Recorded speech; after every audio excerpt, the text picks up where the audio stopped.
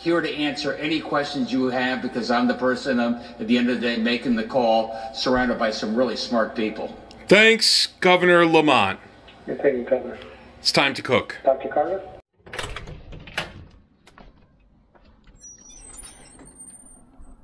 Wow, finally some sun.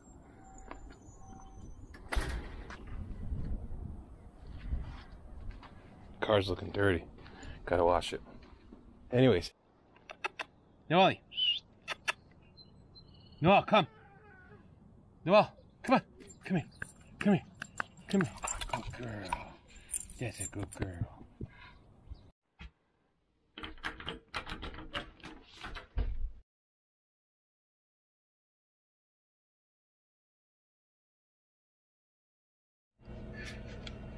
Okay, that hurt, I know.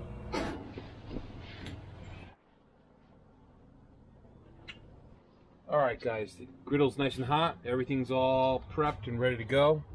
First thing we're going to do is we are going to put our meats in the center section. So the center section, I turned up the 2 burners on high. The outside, the left side of the griddle here has it's on about medium, and the right side is going to be on about medium as well. So these are going to be our cool down zones.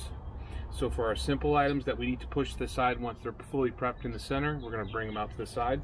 So the first thing we're going to be doing is bringing the chicken breast and putting that right in the middle.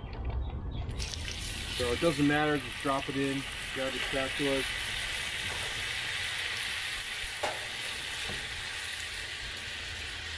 And just kind of working on the griddle.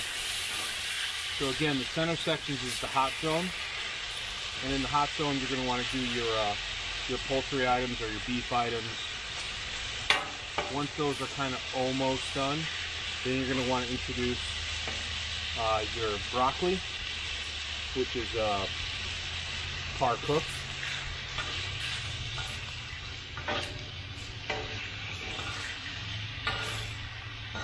So we're just moving it around.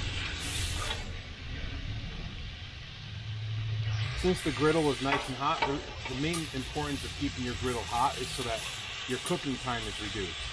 If you had put this on prior to preheating your griddle, it would just increase the amount of cooking time.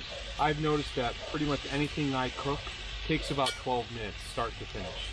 So with that in mind, I'm going to drop in my broccoli. So the broccoli here. Keep that, noticing I'm keeping the poultry in the dead center. This way that cooks in the hot zone and the poultry is kicked to the side.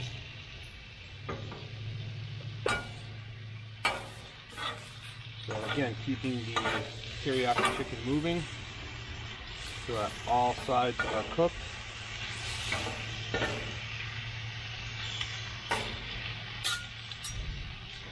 Drop the onions.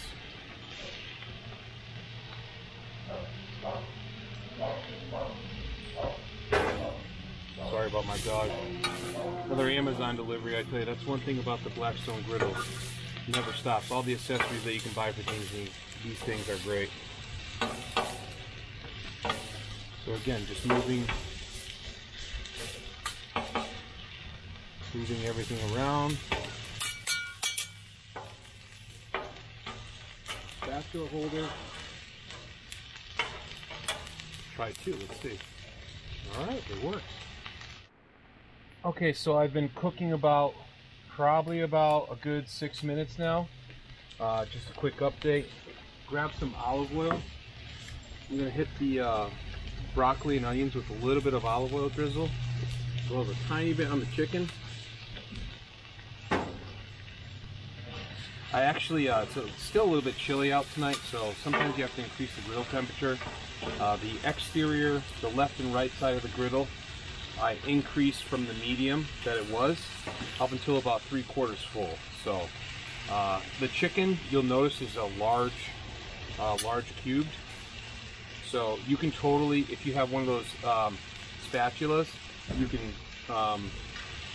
you know, push down, chop it up even further if you'd like. You know, if you like the texture or consistency to be different. By making the pieces smaller, the consistency may be a little bit tougher.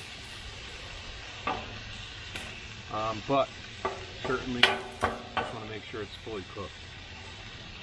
So that's looking pretty good right now. The onions are looking great. Give them a quick mix, quick toss. You don't want to burn the onions, so you want to make sure your temperature, if you notice that they're blackening around the edges, you may want to back off the temperature a little, which I will.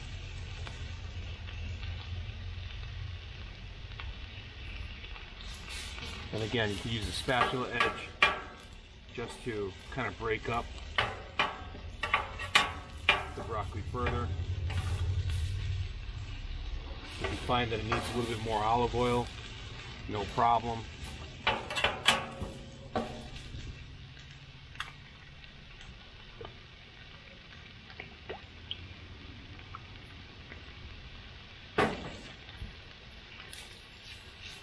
That's looking good.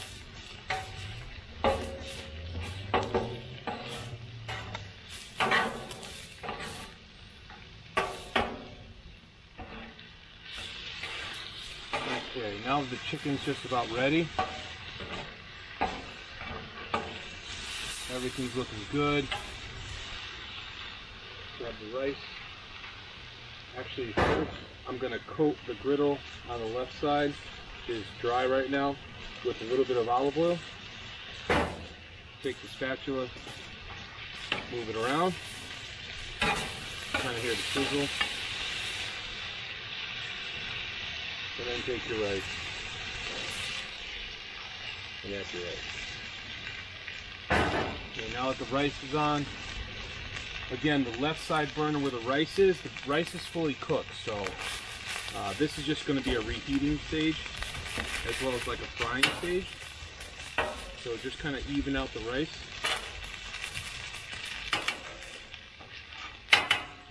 Once the rice is evened out, keep managing your center section, and then the side section with the vegetables, just make sure they're not too hot. If they're not. Alright. Jess, if you don't mind, can you just grab some soy sauce and some teriyaki? So we're using soy sauce and teriyaki, which you can use whatever you'd like. So the teriyaki I'm just hitting one more time.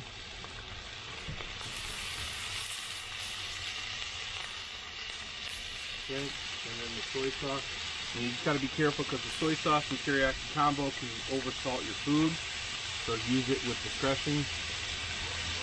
Okay, and then once that's done, again, you're constantly moving your food. You can let things sit, which is fine as long as they're, you know, meat items or your proteins. But any of your regular items like rice and your vegetables, you want to make sure the temperature is modulated correctly. Alright, so that's looking good. This is looking good. So I'm going to turn the right side burner right here off, or I should say all the way down to fully low. Let that sit to the side. Poultry's looking good, and now I'm just going to grab my shrimp and add that into the chicken right on top of it.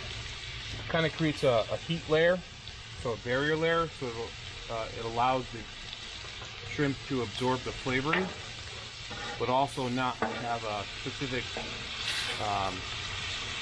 grill top cooking. So you don't want the grill tops to kind of hit the shrimp and make them rubbery. They're already cooked, and like I said, they were leftover. So all we're doing right now is we're cooking for flavor. So constantly keep tossing. Once that's done, I'm going to give the rice a quick turn. That's looking good, looking real good. Alright, so now the rice. Quick turn. Quick turn. And like I said, this is really just reheating. Pull across the griddle if you'd like, into the hot zone. Griddles are all about zones. So you have your hot zone, your cool zone. Managing your food temperatures is important. Now for our last trick. We're going to do our eggs. So we're going to quickly drop into the hot zone the eggs. Some people may put it on top of the rice. Personally, I like to pre-cook the eggs. Just to make sure they're all set.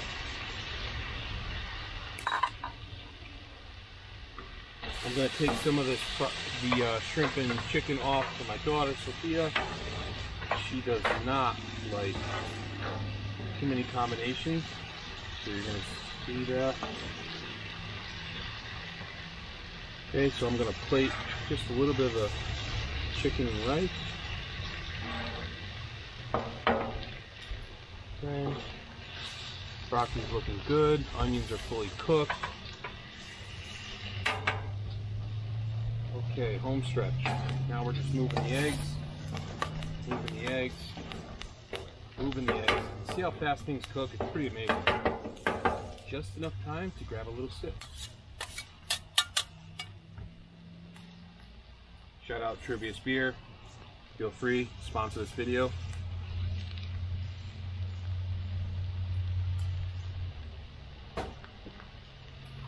Okay.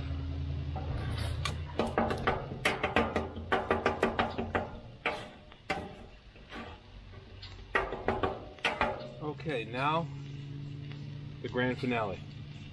We're going to take the rice, move it over into the hot zone.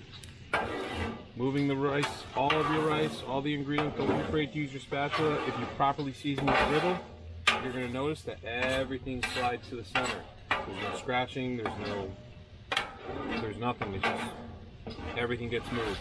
Now we add on our proteins. Proteins are on the center. Perfect. Lastly, we add in our onions and broccoli, or whatever vegetables you're working with. Whatever basically is in your fridge. Perfect. Now we move. Left, wax on, wax off. Just like the Karate Kid. Probably dating myself, but wax on, wax off. Keep it moving, keep it moving. Move it to the side. Move it to the side.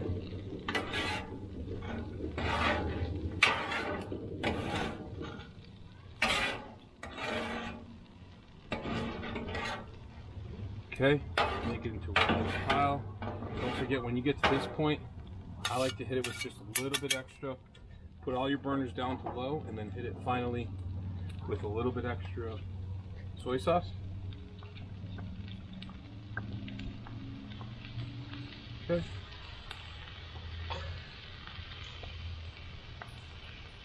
Okay. And a tiny bit more oil, olive oil. This is it. So again, all burners are on low, and now you're just gently massaging it in. All that Tasty Town flavor. And yes, I said Tasty Town, but I can't use Flavor Town because it's trademarked by Garfield area. So might as well use Tasty Town, which is going to be my trademark. Once this is done, you're ready to serve. So right now this is all done. We're going to plate it.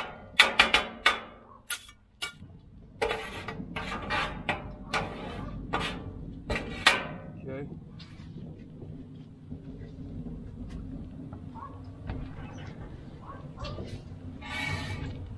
Right here. There you go. I'll shut the burners off. So we have our final taste test here. We have our taste tester, Nick. Hello. Nick, try it out. Let me know what you think.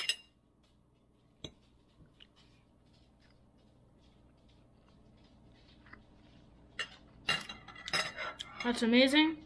It's really good. I definitely have this again. All right. I'll see you on the next one. Next up is Connecticut Philly steak and cheese. All right, so just this one last video. As you can see, the griddle's off. And if you properly season your griddle, which I'm sure you have, and if you need information on how to properly season the griddle, like this one, you'll notice that everything comes off. And actually, the griddle's completely off right now. But you'll see just how clean the griddle top gets. just by scraping it into your drip tray. This particular model, like I said, was given to us by a friend, and it actually has a date code of 2011. And to be honest with you, it was never actually used very much, or it didn't appear to be, I should say.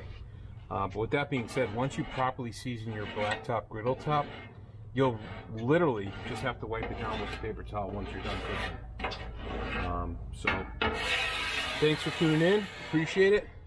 See you on the next one. Next video is going to be Philly steak and cheese, but CT style. Since I live in Connecticut, got to do a Connecticut flair on that. Can't do a Philly steak and cheese. I'm going to be doing a Connecticut steak and cheese.